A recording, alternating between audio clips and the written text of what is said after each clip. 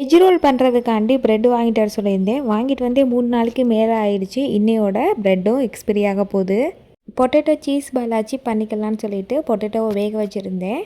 பாலுக்கு தேவையான bread crumbs, அதுக்கப்புறம் வெங்காயம், பச்சை மிளகாவும் கட் பண்ணி வச்சுருந்தேன்.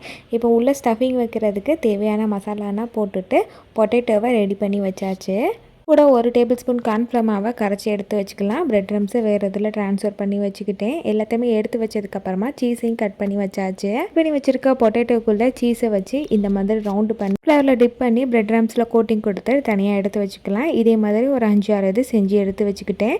கடாயை சூடு பண்ணிட்டு ஒன்றா பொரிச்சு எடுத்தோம்னா சூப்பராக கிறிஸ்பியாக பொட்டேட்டோ சீஸ் பால் வந்து ரெடி ஆயிரும். இதை மயோ டொமேட்டோ கெச்சப் மிக்ஸ் பண்ணி வச்சுருக்க கெச்சப் தொட்டு சாப்பிட்டோம்னா சூப்பராக இருந்துச்சு. வெளியில் நல்லா கிறிஸ்பியாக உள்ள சாஃப்டாகவும்.